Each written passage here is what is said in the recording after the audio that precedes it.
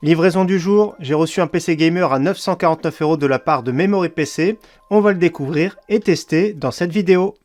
Salut tout le monde, c'est Flo et bien sûr j'espère que vous avez la forme. Donc on va commencer par déballer ce PC, on va faire le petit tour de la configuration, voir la fiche produit, faire tous les tests en jeu et on va voir si ça vaut le coup si vous avez un budget de moins de 1000 € pour un PC gamer. Donc c'est parti, on commence par le déballage. Donc à savoir déjà que je mets le lien de ce PC en description, vous savez très bien comme à chaque fois, et qu'il y a un suremballage en plus avec beaucoup de mousse, donc bien protégé, un suremballage, donc il n'y a vraiment pas de souci au niveau du transport, c'est à peu près 2 semaines de livraison, comme souvent chez Memory PC. Donc je vais le découvrir avec vous, vous avez vu le beau suite personnalisé, c'est un PC partenariat. Donc j'ai fait 5 configurations sur leur site et ça me fait plaisir de les partager avec vous. Celle-ci c'est la configuration la moins chère, mais qui permet de jouer, vous allez voir, en 1440p. Allez, démoulage. Donc le petit logo de la marque We Love Gaming, donc c'est uniquement parce que j'ai reçu le PC par la marque, sinon vous n'avez pas ce logo là, We Love Gaming. Donc découvrons ce boîtier SQ Tower 07M format micro ATX. Sympa, le petit verre trempé déjà. Petite protection pour la fenêtre, pour éviter qu'elle se barre pendant le voyage, on va dire. Donc comme ils mettent en sécurité de transport. Le petit filtre, je vais regarder la longueur disponible parce que ça me paraît presque du 360. Compatible 360 mm sur le top en water cooling, c'est pas mal, il est assez profond pour du micro ATX. C'est vraiment bien ce boîtier, donc le 07M je le conseille souvent et c'est la première fois que je l'ai entre les mains. Donc déjà je vais remettre le filtre. On va ouvrir la porte, donc pareil, c'est parce qu'il me l'a envoyé, donc c'est pour ça que c'est estampillé Memory PC, ou sinon vous l'avez pas d'origine. De toute façon ça s'enlève. Donc la petite porte en verre trempé, moi j'aime bien. Elle est fragile, attention. 3 mm d'épaisseur, je la mets de côté, c'est fragile. Alors ensuite, comme vous avez vu, c'est bien protégé, c'est une mousse qui met et qui gonfle, et tout de suite il ferme la porte. Donc ça prend bien toute la forme, donc il faut bien le garder au cas où d'un retour SAV. En plus de ça, ils ont mis des supports pour la carte graphique, pour le ventirad. Donc c'est pas mal, regardez, il n'y a pas de souci. On reconnaît la carte graphique, enfin moi je la reconnais personnellement, c'est la XFX, RX 6800. C'est un beau bébé de 34 cm, vous avez vu, ce boîtier, il y a largement de la place pour des cartes graphiques, jusqu'à, je pense, 40 cm, je vais mesurer quand même. Et c'est calé ici. La carte graphique, on dirait 41 cm. Que pensez-vous du look global de ce PC? Déjà, pas mal. Au niveau profondeur, je suis surpris, je ne m'attendais pas aussi profond. Comme vous avez vu, il y a largement de la place, on peut rajouter 2 ventilateurs ou un water cooling ici sur le côté en 240 mm. Si vous mettez un water cooling 240 mm, la place pour la carte graphique est réduite. Comme on voit, on va faire le tour de toute façon de la fiche tout de suite après. Alimentation Be Quiet, ventirad Be Quiet, RX 6800 et le processeur i5 12400F. Donc au niveau du cable management de ce côté-là, pas de souci. Je vais faire un premier démarrage, on va regarder le cable management de l'autre côté et après on va regarder la fiche produit. Donc c'est parti.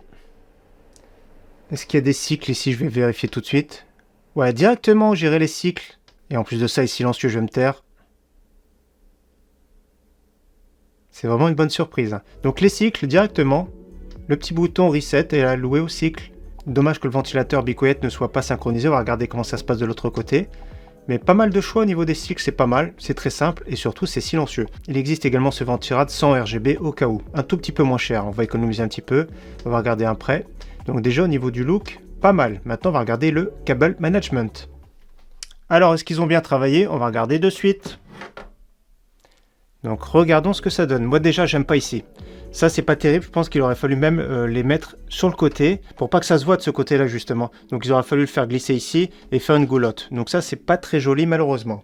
Autrement je vais regarder aussi un peu plus près. Donc comme on voit il y a un petit contrôleur à bord, c'est un contrôleur malheureusement propriétaire, c'est-à-dire qu'on ne peut pas brancher le ventilateur, notamment ici, du ventirad. C'est pour ça qu'il n'est pas synchronisé. Donc ça c'est vraiment dommage. Autrement on reconnaît bien l'alimentation ici, Be Quiet, on voit 750 watts. Comme j'ai dit au niveau de la gestion des câbles, moi j'aurais plutôt tiré ici et faire une seule goulotte. Pour pas qu'on voit de l'autre côté ici tous ces câbles là, c'est un petit peu moins joli. Et même les câbles du ventilateur, je les aurais fait passer peut-être sur le bas. Donc on va dire c'est correct, tout est bien branché bien sûr, mais c'est pas exceptionnel en soi. Au niveau de la façade avant, comme vous voyez, c'est entièrement en mèche, c'est ça qui est vraiment bien. Donc les 3 ventilateurs vont faire passer de l'air. En plus de ça, c'est filtré à l'arrière. Le filtre, je vous montre, un filtre aimanté.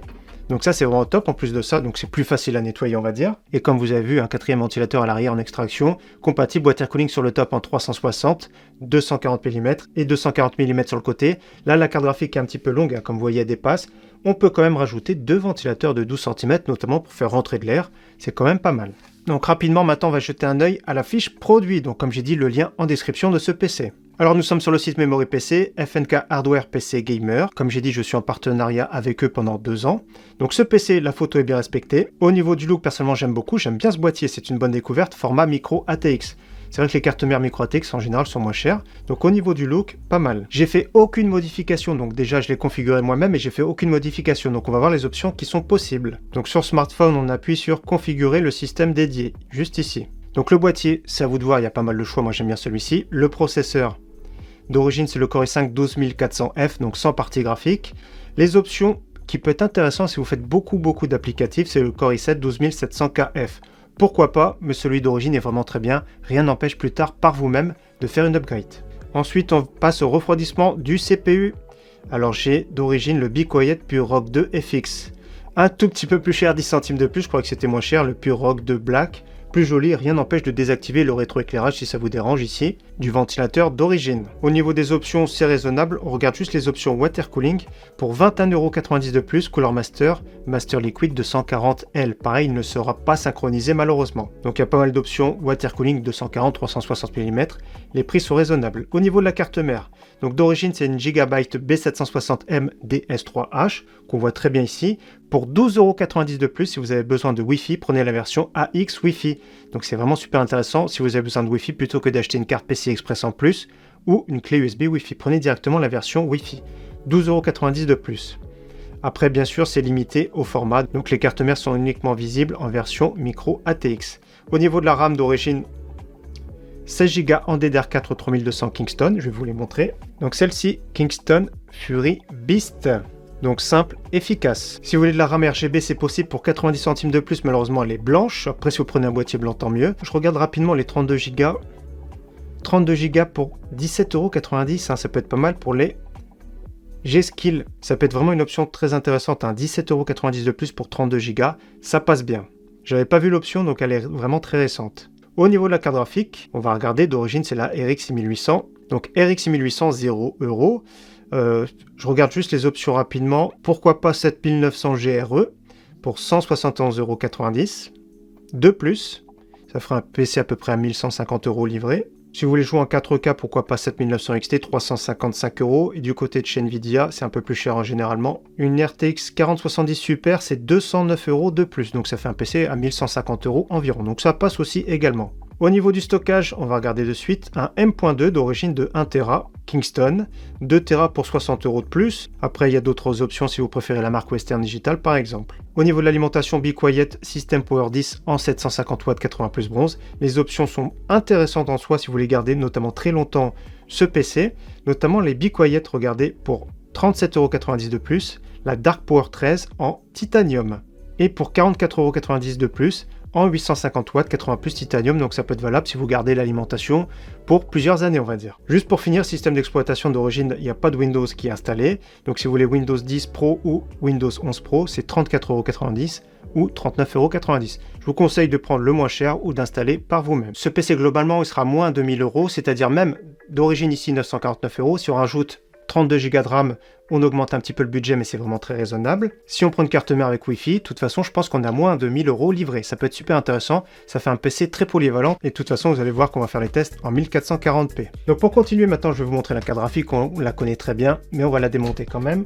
Regardez ce beau bébé de chez XFX. Hein. Backplate métallique.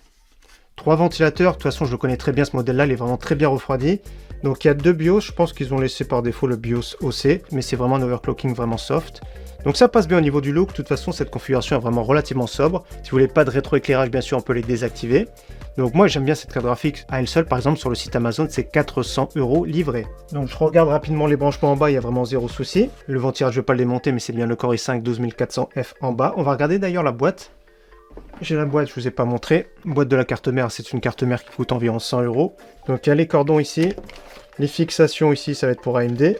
La notice au cas où, Pure Power 2 FX. Voilà, ils ont mis juste les manuels, rien d'exceptionnel, avec un peu de visserie. Et au cas où, les nappes SATA. Je voulais juste vérifier le SSD, mais de toute façon, je pense que c'est le bon. Je vois le PCB qui est bleu. Le PCB bleu, hein, ça c'est du Kingston. Kingston NV2, 1 Tb. Donc voilà, on a fait le tour de ce PC. Belle surprise, moi j'aime bien les options au niveau de la RAM. Passer à 32 Go, c'est vraiment un gros plus pour à peine plus cher. Et comme j'ai dit, celui qui a besoin de Wi-Fi, prenez directement la carte mère avec Wi-Fi. Mais d'origine, il est vraiment très bien. Belle surprise de la part du boîtier, surtout quand on l'a allumé, il est vraiment très silencieux. À voir maintenant en charge ce que ça donne. Je fais tous les tests et on se retrouve tout de suite après. Alors montage et test terminé, personnellement j'aime beaucoup ce PC, il est vraiment super homogène. J'aime bien son look, agréablement surpris par le boîtier, donc c'est vraiment sympa, n'hésitez pas bien sûr à me dire ce que vous en pensez. Donc au niveau du prix c'est pas mal, 950 € pour celui qui cherche bien sûr un PC assemblé. Donc c'est parti, on parle des performances. Déjà pour commencer le bruit, c'est 36 décibels au repos, c'est vraiment silencieux. Le profil par défaut ici c'est 1000 tours par minute, donc c'est pas mal, c'est un profil normal. Je suis allé faire un petit tour dans le BIOS, vous pourrez mettre même un profil silencieux. 700 tours par minute le ventirad, il n'y a pas de souci. Comme j'étais dans le BIOS, bien sûr, comme à chaque fois je vérifie s'il y a bien le profil de la RAM d'activer. Ce n'était pas le cas ici, comme souvent. Je pense que c'est pour éviter le retour SAV. Sur la DDR4, en général, il y a zéro souci, donc ils auraient pu l'activer au moins. Le Resize Bar était activé, donc pas de souci pour ça. Donc très simple, hein, une petite option à cocher dans le BIOS pour le profil de la RAM. Concernant les performances, j'ai fait du 1440p, donc 2560 par 1440 pixels, sur pas mal de jeux avec benchmark intégré, en qualité élevée. Donc c'est parti, premier jeu, Assassin's Creed Valhalla, 114 FPS de moyenne. Avatar en activant le FSR 3, 102 de moyenne. Black Myth en activant le FSR 3, 126 de moyenne. Cyberpunk 2077 avec les pré-réglages élevés par défaut, 114 de moyenne. Forspoken 84 de moyenne. Forza Horizon 5 163 de moyenne. Horizon Zero Dawn 156 de moyenne. Microsoft Flight Simulator 84 de moyenne. Skull and Bones 125 de moyenne.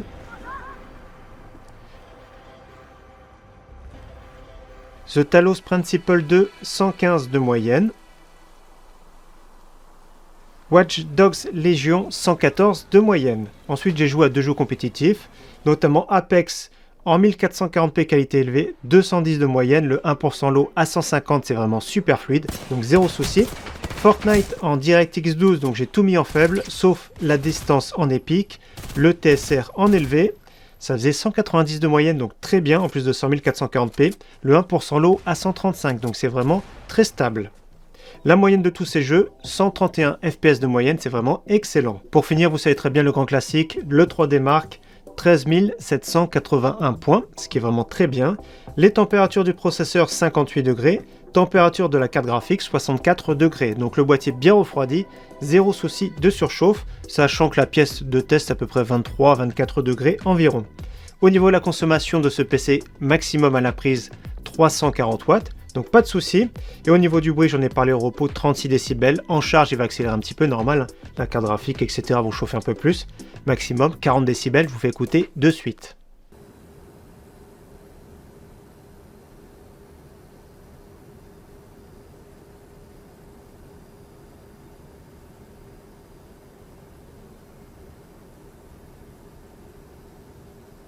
Alors que penser de ce PC? Personnellement j'aime beaucoup, il est vraiment très cohérent, très homogène, c'est ça que j'aime bien. Au niveau du look, tout ça, la qualité de fabrication c'est bien. C'est pas excellent au niveau du cable management, mais on va dire que c'est bien. Donc délai de livraison comme d'habitude c'est à peu près 2 semaines chez Memory PC. Beaucoup de choix de composants, beaucoup de choix de personnalisation. Par défaut il est très bien, je vous conseille quand même de rajouter de la RAM pour passer à 32 Go. Comme j'ai dit encore une fois, celui qui a besoin de Wi-Fi, prenez la carte mère avec Wi-Fi. Au niveau de la carte graphique, celui qui veut faire un petit peu plus de productivité, pourquoi pas rajouter un petit peu pour la RTX 4070 Super. Et vous serez encore plus à l'aise bien sûr pour jouer à 1440p. Donc un PC très performant, à moins de 1000 € assemblé, c'est ça qui est vraiment bien. Si vous choisissez maintenant d'assembler vous-même votre PC, je pense qu'on rajoute à peu près 50-70 €, à peu près avec la même base. On peut avoir une RX 7800 XT, donc un PC un peu plus performant. Après, celui qui a peur de monter son PC, c'est pas mal, il y a même l'option Windows pour ceux qui veulent. Donc autour des 1000 €, même moins de 1000 €, c'est possible d'avoir un PC vraiment super correct. Bien sûr pour jouer 1440p, bien sûr qui peut permettre de jouer également en 1080p dans de très bonnes conditions, même sur un écran de 140 Hz. Pour jouer en 4K, ça peut être possible, ça va dépendre des jeux, il faudra utiliser parfois le FSR3, mais ça peut être possible. Et d'ailleurs, je suis en train de préparer un comparatif de cartes graphiques pour jouer en 4K. Je vais inclure celle-ci, la RX 6800, donc ce sera une future vidéo. Encore une fois, merci à tous d'avoir suivi cette vidéo, j'espère qu'elle vous aura plu. Je vous dis à très bientôt sur ma chaîne. Ciao, bye!